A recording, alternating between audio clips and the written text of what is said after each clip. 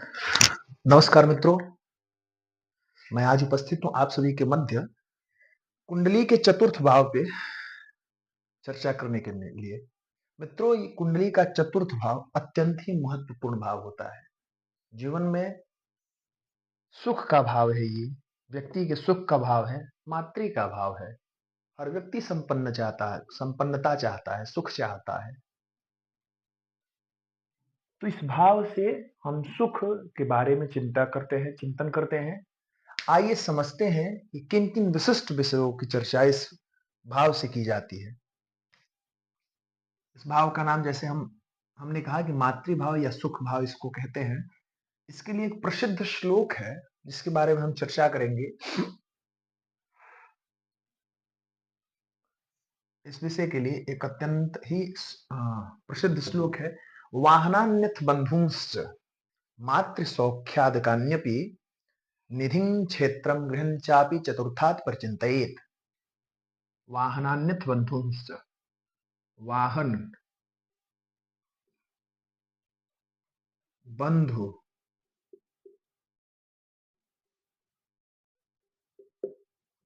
बंधु वर्ग,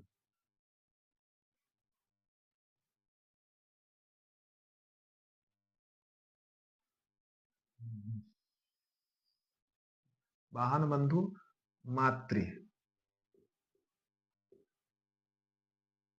मातृ सुख,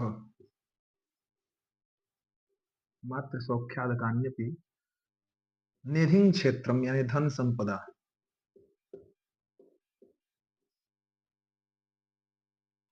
गृहंचापि गृह। देखिए मित्रों, श्लोक का मूलार्थ है कि वाहनान्यथ बंधुश्च मातृ सौख्यादकान्यपि निधिं क्षेत्रम गृहंचापि चतुर्थात् परिचिन्तयेत्। चौथे भाव से इन इन विषयों का विचार किया जाता है। इसी के साथ कुछ विशिष्ट ऋषियों ने कुछ विशिष्ट विषयों की चर्चा इस भाव से करने को कहा है। पहला क्या है? मनोदशा। मनोदशा, उदारता,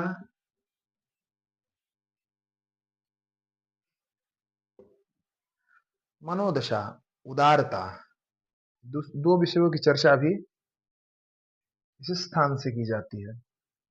इसी के साथ शरीर के कुछ भागों के विषय में, रोग आदि के विषय में, स्वास्थ्य के विषय में, छाती, स्तन और पेट के कुछ हिस्सों की भी चर्चा इस विषय से की जाती है। पेट के कुछ हिस्से,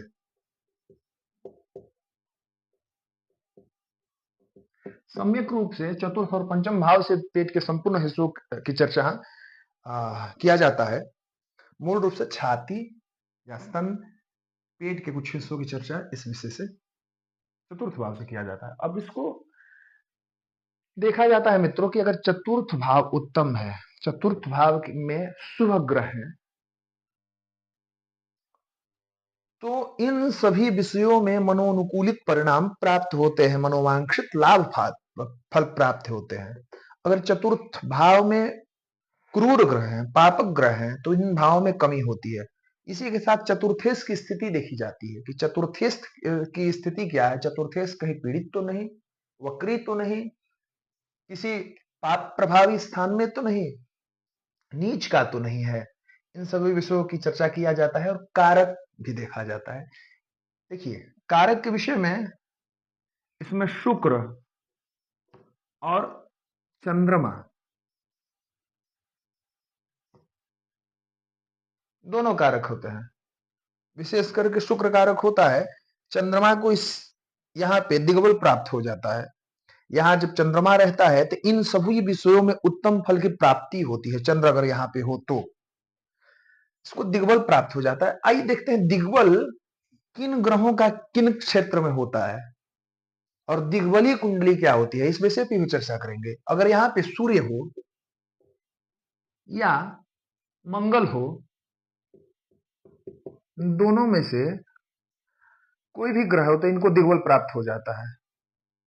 अगर यहाँ पे बुध हो या गुरु हो, दोनों में से किसी कोई भी हो, दिग्बल प्राप्त हो जाता है उसको। यहाँ पे मान लीजिए शनि हो तो शनि को दिग्बल प्राप्त होता है। और दिग्बली कुंडली किसे कहते हैं? तो 3 भावों में दिग्बल प्राप्त ग्रह जिनकी कुंडली में हो तो उनकी कुंडली दिग्बली कुंडली कहा जाता है। उस कुंडली को दिग्बली कुंडली कहते हैं। ध्यान रहे, इसको पूर्व, ये हो गया दक्षिण, ये हो गया उत्तर और ये हो गया पश्चिम। शनि पश्चिम में दिग्बली हो जाता है, दिग्बल प्राप्त हो जाता है। बुध और गुरु को दोनों में से कोई भी हो तो उसको पूरब में दिग्बल प्राप्त हो जाता है। उत्तर में शुक्र हो या चंद्रमा हो दिग्बल प्राप्त हो जाता है। सूर्य या मंगल हो दक्षिण में, दसम भाव में, मूल रूप से भाव याद करिएगा आप लोग। दसम भाव में मंगल और सूर्य को दिग्बल प्राप्त रहता है। तो ये स्थान पे हो तो इनका प्रभाव तेज युक्त होता है। अब देखिए, चतुर्थ भाव की हम परिचर्चा करते हैं। इसमें चंद्रमा हो, चंद्रमा अगर उच्च का हो, वृष का चंद्रमा उच्च का होता है, वृष राशि का हो तो आदमी सभी सुखों से संपन्न होता है। साथ में अगर जो चंद्र की स्थिति हो, शुक्ल पक्ष की हो, चंद्रमा बली हो, तो क्या कहना है, वो व्यक्ति राजसी जीवन जीता है। उस व्यक्ति की व्यक्ति महत्वाकांक्षी भी होता है। और देखिए, सूर्य अगर दसम भाव में है तो इस भाव में थोड़ा दिक्कत होता है। क्या दिक्कत होता है? फल भी होता है, फल ज्यादा होता है, दिक्कत थोड़ा होता है। सूर्य के पास एक ही दृष्टि है, सप्तम दृष्टि। सप्तम दृष्टि से इस भाव को देखता है तो इस भाव में तो उजाला करता ही है, लेकिन व्यक्ति को थोड़ा अहंकारी बना देता है। व्यक्ति को की मनोदशा में कुछ दिक्कत उत्पन्न करता है अगर सूर्य हो तो। खैर, इसकी चर्चा हम दृष्टि की चर्चा बाद में करेंगे। मूल रूप से यही समझिए कि इसमें इस भाव से वाहन के बारे में, बंधु वर्ग के बारे में, मातृ के बारे में, सुख के बारे में, धन संपदा के बारे में, चल संपत्ति के बारे में, गृह के बारे में परिचर्चा करते हैं। मनोदशा की स्थिति देखते हैं, उदारता देखते हैं, उसकी छाती, स्तन, पेट के कुछ हिस्सों की चर्चा करते हैं। अगर इन सभी, छाती में कोई दिक्कत है, पेट में कुछ दिक्कत है, चतुर्थ भाव को विस्तृत रूप से देखा जाता है। कहीं चतुर्थ पीड़ित तो नहीं, चतुर्थ भाव पीड़ित तो नहीं, इसके कार्य ग्रह तो पीड़ित नहीं, और उसके अनुकूल ही उसका उपाय किया जाता है। उसके हिसाब से उसका उपाय करें और उत्तम फल की प्राप्ति करें। ठीक है मित्र, इसी के साथ मिलते हैं एक अगले वीडियो में। पंचम भाव से संबंधित विषयों की जानकारी के साथ उपस्थित होते हैं। तब तक के लिए हर हर महादेव, जय श्री